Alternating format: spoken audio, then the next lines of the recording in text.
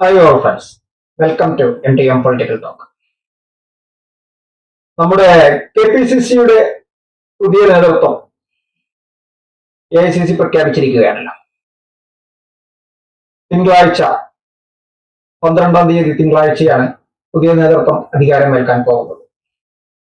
തീർച്ചയായും ഇതുമായി ബന്ധപ്പെട്ട് നമ്മൾ ഇതിനു മുൻപേയും വീഡിയോകൾ ചെയ്തിരുന്നു.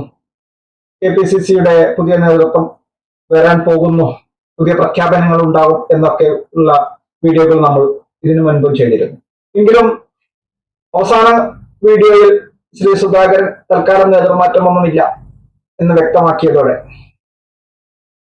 ആ വിഷയം അവിടെ ക്ലോസ് ചെയ്യുകയായിരുന്നു. പിന്നീടാണ് AICCയുടെ പുതിയ പ്രഖ്യാപനം വന്നത്.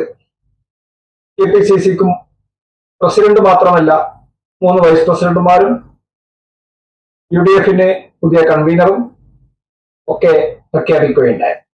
കെ പി സി സിയുടെ പ്രസിഡന്റായി advocate Sunny Joseph MLA,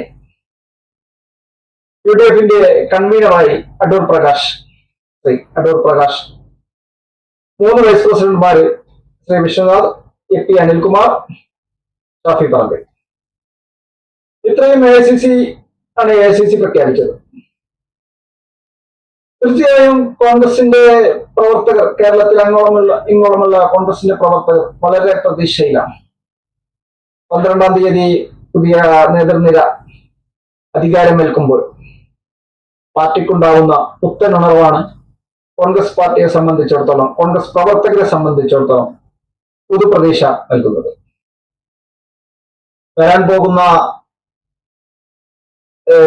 by ഇലക്ഷനാണ് ഏറ്റവും ആദ്യം വരാൻ സാധ്യതയുള്ളത്, നിലമ്പൂര്. അത് കഴിഞ്ഞു കഴിഞ്ഞാൽ തദ്ദേശ സ്വയംഭരണ സ്ഥാപനങ്ങളിലേക്കുള്ള തെരഞ്ഞെടുപ്പ്, അത് കഴിഞ്ഞാൽ നിയമസഭാ തെരഞ്ഞെടുപ്പ്. ഇത്രയും തെരഞ്ഞെടുപ്പുകൾ ഏകദേശം 1 വർഷത്തിനുള്ളിൽ നടക്കാൻ പോകുകയാണ്. ഇതിനു വേണ്ടി പാർട്ടിയെ സജ്ജമാക്കേണ്ടതുണ്ട്. പുതിയ നേതൃത്വത്തിന് അത് കഴിയും എന്ന പ്രതീക്ഷയിലാണ് കേരളത്തിലെ മുഴുവൻ കോൺഗ്രസിന്റെ പ്രവർത്തകർ എന്നാണ് മനസ്സിലാക്കുന്നത്. സാധാരണഗതിയിൽ അത് അങ്ങനെ തന്നെയാണ്. എല്ലാ പാർട്ടി പ്രവർത്തകരും പുത്തൻ നേതൃത്വത്തിൽ, പുതിയ നേതൃത്വം വരുമ്പോൾ പ്രതീക്ഷയിലായിരിക്കും. പാർട്ടിയെ അധികാരത്തിൽ കൊണ്ടുവരിക എന്നുള്ളത് സാധാരണ പ്രവർത്തകരുടെ ആഗ്രഹമാണല്ലോ. പാർട്ടി അധികാരത്തിൽ തിരിച്ചെത്തണം എന്നുള്ളത് സാധാരണ പ്രവർത്തകരെ സംബന്ധിച്ചിടത്തോളം ഒഴിവാക്കാനാവാത്ത ഘടകമാണ്. തീർച്ചയായും പുതിയ നേതൃത്വത്തിന് അത് സാധിക്കും എന്ന് തന്നെയാണ് കോൺഗ്രസിന്റെ പ്രവർത്തകർ കണക്ക് കൂട്ടുന്നത്. അതിന് എന്തൊക്കെ കാര്യങ്ങളാവും പുതിയ നേതൃത്വം, എന്തൊക്കെ പരിഷ്കാരങ്ങളാവും പുതിയ നേതൃത്വം കൊണ്ടുവരാൻ പോകുന്നത് എന്ന ആകാംക്ഷയിലാണ് പാർട്ടി പ്രവർത്തകർ. തീർച്ചയായും AICCയുടെ പ്രഖ്യാപനത്തോടെ 12-ാം തീയതി തിങ്കളാഴ്ച രാവിലെ 9:30 മണിക്ക് അധികാരമേൽക്കുമെന്ന് തന്നെയാണ് KPCCയുടെ വാർത്താക്കുറിപ്പിൽ നിന്നൊക്കെ മനസ്സിലാക്കുന്നത്. അധികാരമേൽക്കാൻ പോകുന്ന പുതിയ നേതൃത്വം പാർട്ടിയെ എങ്ങനെ സജ്ജമാക്കും എന്ന് തന്നെയാണ് പാർട്ടിയുടെ പ്രവർത്തകരുടെ മുഴുവൻ ആകാംക്ഷ, പ്രതീക്ഷ. 3 ഇലക്ഷൻ വരാൻ പോകുന്നു. അതിൽ KPCC സംബന്ധിച്ചിടത്തോളം നിയമസഭാ ഇലക്ഷൻ വളരെ പ്രധാനപ്പെട്ടതാണ്. സംസ്ഥാന കമ്മിറ്റിയെ സംബന്ധിച്ചിടത്തോളം സംസ്ഥാനത്ത് നിയമസഭയിലേക്ക് നടക്കുന്ന തെരഞ്ഞെടുപ്പാണല്ലോ ഏറ്റവും പ്രധാനപ്പെട്ടത്.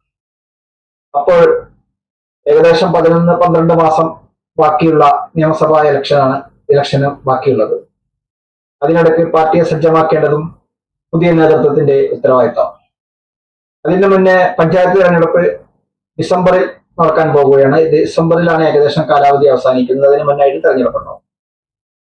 ഡിസംബർ, ജനുവരി ആയിട്ട് തെരഞ്ഞെടുപ്പുണ്ടാവും. അപ്പൊ ഡിസംബറിലാണ് മിക്കവാറും തെരഞ്ഞെടുപ്പ് ഉണ്ടാവാൻ പോകുന്നത്. അതിനു മുന്നേ പഞ്ചായത്ത്, ലോക്കൽ തലങ്ങളിൽ പാർട്ടിയെ സജ്ജമാക്കേണ്ടതുണ്ട്, ബൂത്ത് കമ്മിറ്റി മുതൽ.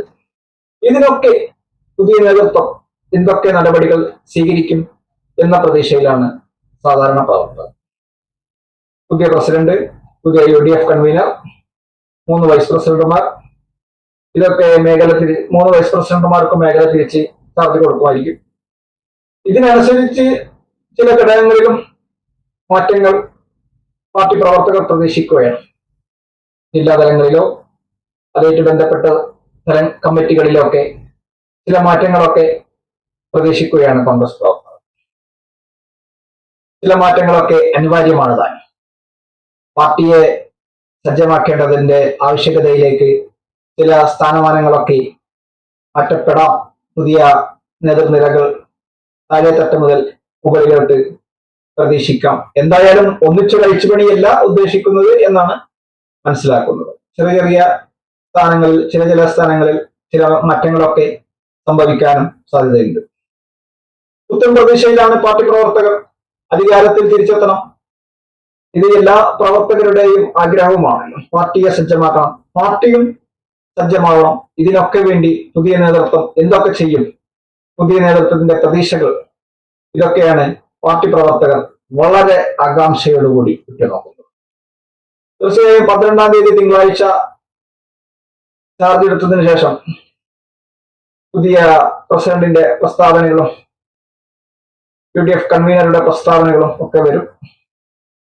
പാർട്ടി പ്രവർത്തകരും അതൊക്കെ പ്രതീക്ഷിച്ചിരിക്കുകയാണ്, ആകാംക്ഷയിലാണ്.